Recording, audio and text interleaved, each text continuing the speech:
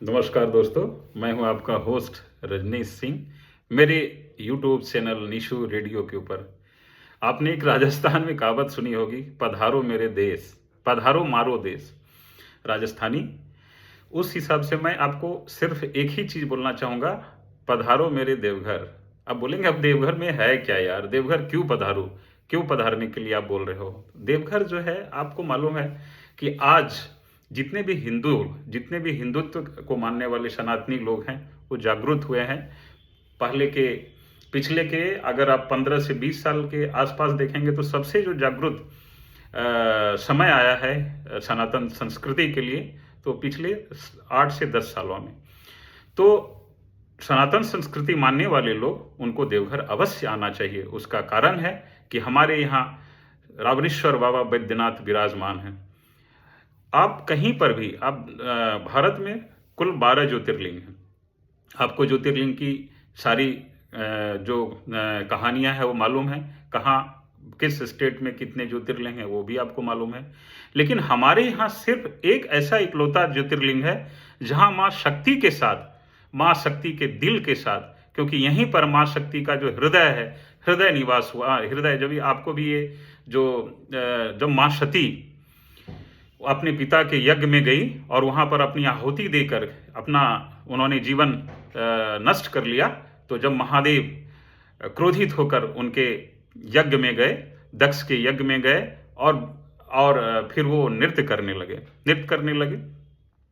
सारे देवता परेशान कि अब तो ये शिव को अपने रूप में लाना ये तो आश्चर्य हो जाएगा, कौन रोकेगा। तभी उस समय भगवान विष्णु के चक्र से जो माँ सती का सबको काटा गया, उसी में से उनका माँ का हृदय जो है वो यहाँ पर देवघर में स्थापित हुआ है। और संजोग देखिए कि माँ का हृदय और साथ में बाबा बैद्यनाथ दोनों यहाँ पर एक साथ हैं, जो किसी भी ज्योतिर्लिंग में नहीं है। आप एक बार गूगल करके देखें, आपको वहाँ पर साफ पता चलेगा।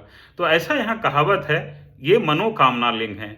आपके मन में जो भी कामनाएं हैं, जो भी अच्छी कामनाएं हैं, आपको भी मालूम है कि दुनिया में बहुत तरह के लोग हैं, किन्हीं को अच्छी बुरी दोनों तरह की कामनाएं। तो मैं आपको स्पष्ट करके एक स्पष्ट बताना चाहता हूं कि जो आपकी अच्छी कामनाएं हैं उसको बाबा बैद्यनाथ किसी भी हाल में पूरा करते हैं। अगर आप सच्चे मन से यहाँ आते हैं तो यहाँ बाबा बैद्यनाथ के साथ हमारी माँ सती भी विराजमान है, इसलिए यहाँ पर इनको हृदय पीठ भी बोला जाता है।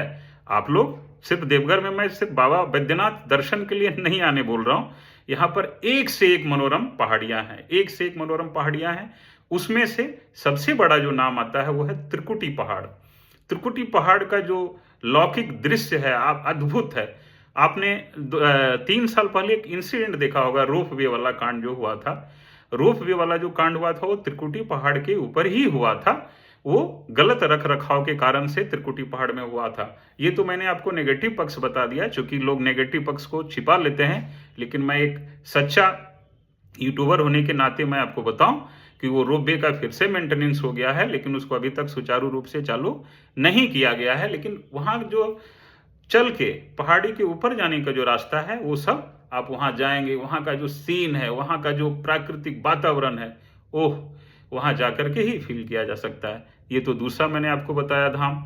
अब तीसरा धाम है मेरे जस्ट बगल में, नौलखा मंदिर। नौलखा बोलेंगे, नौलखा मतलब क्या? लाख मतलब तो लाख रुपया, यस, लाख रुपया मतलब लाख रुपया ही होता है।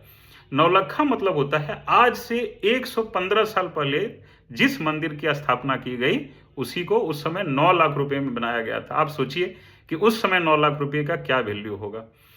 आप उसके फर्श को, उसके दीवार को, जब आप नौलखा मंदिर के फर्श के दीवार को अपने हाथों से सहलाएंगे ना, तो जो अनुभूति होगी आपको, वो ताजमहल में भी अनुभूति वो वाली आपको मिलेगी नहीं।